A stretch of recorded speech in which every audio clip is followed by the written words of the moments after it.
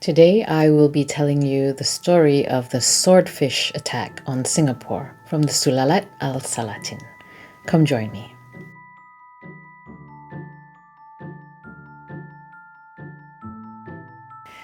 Hi everyone, my name is Heidi. I'm a Malaysian author and welcome back. Today I will be telling you another story from the Sejarah Melayu from the Sulalat al-Salatin, and that is the tale of the Swordfish Attack on Singapore or Singapura. I'm really excited to tell you this story, so let's get into it. Sit back, relax, chill while I tell you this tale. It so happened that one evening, the skies over the island of Singapura or Singapore darkened and the sea began to churn. The villagers gathered by the sea and were shocked to see a huge wall of water coming towards them. What's happening? Is there a storm coming? But this was no ordinary storm. Out of the water there appeared thousands of ikan todak, or swordfish.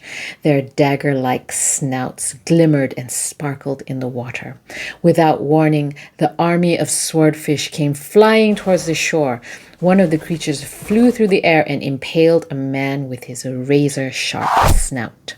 "Help! The swordfish are attacking us." The people on the beach did not have time to run away as they were stabbed by the millions of swordfish. The attack was relentless, and soon the beach turned red with the blood of the people. When the king, the Paduka Sri Maharaja, heard of the attack, he sent his men down to the shore to fight the swordfish, but they were powerless against the might of the swordfish army.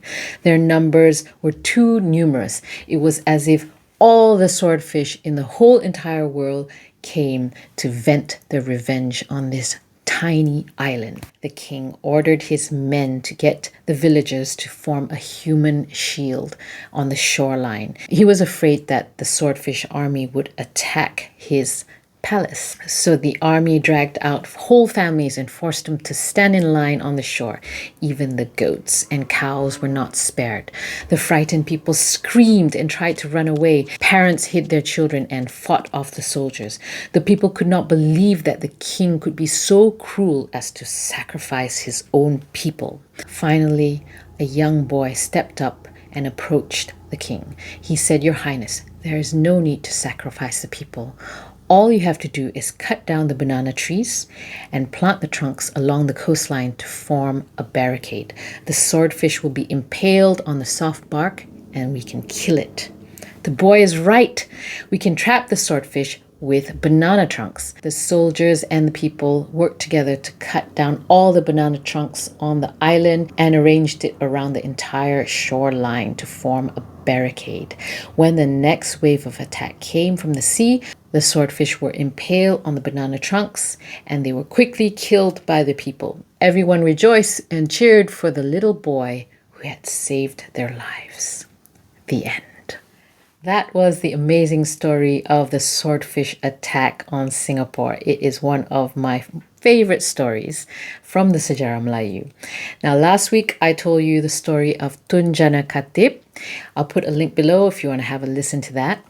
In the Sejarah Melayu, the swordfish story comes directly after the Tunjana Katib story.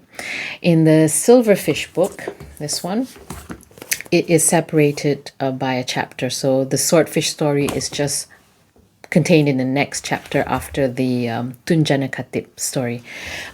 But in this book, the Genealogy of Kings, the two stories are separated by the words "after a lapse of some years." So these two stories are situated quite close together in the Sejarah Melayu. It's not clear whether the two stories are directly related to each other. We don't know whether the events in the first story, Tunjana Katib, caused the swordfish attack on Singapore. However, over the years, many storytellers and writers have linked the two stories together because they are so close together in the book. And they're basically saying that because of the unjust and cruel treatment of the Maharaja, Singapore was cursed by the attack of the swordfish. So this story is one of the most famous legends from the Sejarah Melayu and has spawned many oral versions, books, and even a movie. There's a movie called Singapura Dilanggar Todak from 1961. There is actually a district in Singapore called Tanjung Pagar, which means fenced headland. And apparently it takes its name from the barricade of banana trunks used in this very tale. In most of the stories, it is swordfish that are attacking the island, but sometimes they say it's garfish, but I think it's probably the same family of fish. Last week, I told you a little bit about the Sulalat al-Salatin, in particular its purpose and why it was created. I'll put a link down below if you want to have a listen to that episode. This week, I wanted to go a little deeper into this important book and look at the different versions of the Sejarah Melayu, because there are many, many different versions of this book. So Sejarah Melayu was originally written in classical Malay with a bit of middle or new Javanese. In fact, there's some old Javanese words in it as well. It was written on traditional paper in Old Jawi script. Today, there are no less than a dozen complete recensions of the Sejarah Melayu that have been published since the 19th century. Recensions means recensions. Recensions means the revised edition of a text. I had to look it up. That's why I'm telling you this. So many of the recensions are found to be based on two main manuscript versions of the Sejarah Melayu. Namely, the first one, those that bear the name of Tun Sri Lanang as the purported author. And secondly, the more studied version, which is called the Raffles 18. And most historians are of the view that Raffles 18 is the oldest version. However, there are many, many different versions. There are versions by Leiden from 1821, Abdullah Munshi in 1840 and 41, Dulaurier in 1849, Shalaber in 1896 and 1898, Aman Gala Datuk Maju Indo in 1959, A. Samad Ahmat in 1979, Muhammad Yusuf Hashim in 1998, and the Krusenstern manuscript, which is in Russian and is now kept in St. Petersburg, amongst others. So there are many, many different versions of the Sejarah Melayu. In general, scholars are aware that the existing versions of the work are actually only later copies of the original, and that many of them have been rewritten since as early as the 18th century. Over time, many of these versions would include interpolations. An interpolation is the addition of something that was not written in the original script, in the original manuscript by the author. So this makes it difficult to identify which versions are closer to the original. Sometimes there's also a mistake in the translation and the transliteration of the manuscript. You have to remember that the original manuscript was in Jawi script.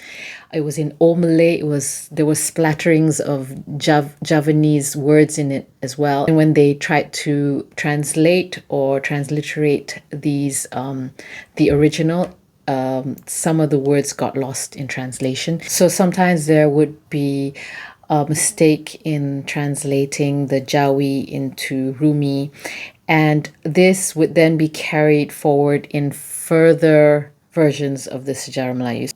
So the original mistake would take place earlier, and as that manuscript is translated and revised in other subsequent editions of the Sejarah Melayu, the mistake would carry forward, if you know what I mean.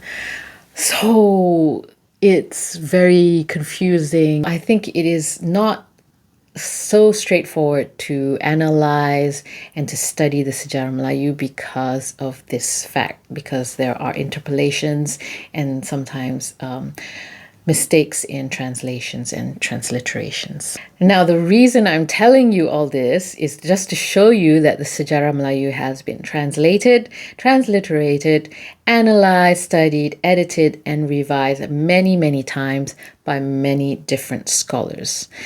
Despite the possibility of interpolations and mistakes in translations, one thing is clear though, and that is that the original author of the Sejarah Melayu had a special purpose in writing this book, and that is to extol the glory of the Malacca Sultanate. According to Professor Ahmat, who like I said last week, wrote this book, The Sejarah Melayu Revisited, a collection of 6 essays. He said that the author of Sejarah Melayu saw Malacca, and I quote, Malacca as his universe and its rulers as a members of a dynasty that possessed its own genealogy, having its beginnings from the legendary Alexander the Great, the mythical kings such as Raja Suran, Demang Leba Dalam, and Sang Suprabra, all narrated with the sole purpose of showing the continuity of its unbroken genealogy. According to Professor Ahmat, it was because of this aim that the author felt responsible to pick selective facts in order to ignore a historical episode if they were not in line with his perception of a great kingdom. So the author was selective in what he wrote in the Sejarah Melayu. Like the great historian Herodotus, the original author of Sulalat al-Salatin had not only invented the dialogue of his main character, he also included insinuation and sarcasm to provide a valuable lesson for rulers on the question of morality and responsibility. Such is the power of the writer. This again shows what I mentioned last week, that the Sejarah Melayu cannot really be considered a true work of history because of this mix of other stories, these romanticized tales, myths, and legends. So it has to be viewed somewhat differently.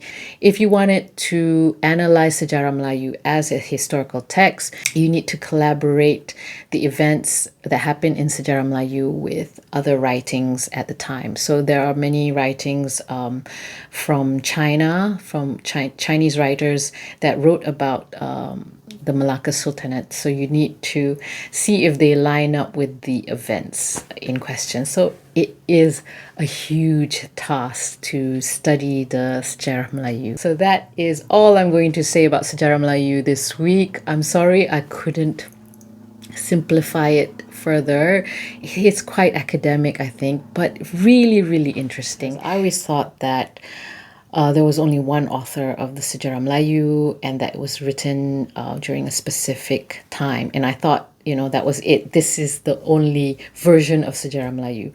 I didn't know that there were so many different versions of Sejarah Melayu and that scholars and copyists would add in their own interpolations and that there would be mistakes in translations. I guess what I'm saying is that studying Sejarah Melayu is not that straightforward. It's not just a matter of reading a book and analyzing it. You have to see which version you're looking at, and then you have to link it with other historical writing at the time to see if it lines up. So it's quite a complex subject. Anyway, I think it's interesting and I hope you do too. Let me know what you think of the story I told you today, the Swordfish Attack on Singapore, and any thoughts on these different editions of the Sejarah Melayu. I hope you enjoyed this video and I hope that you will be able to like and subscribe to my channel and support me in my mission to get these Nusantara, these Southeast Asian stories out there. Join me next week for the final installment of the Sejarah Melayu trilogy. Next week, I will tell you one more tale, and that is the tale of Hang Nadim. I'll see you in the next video.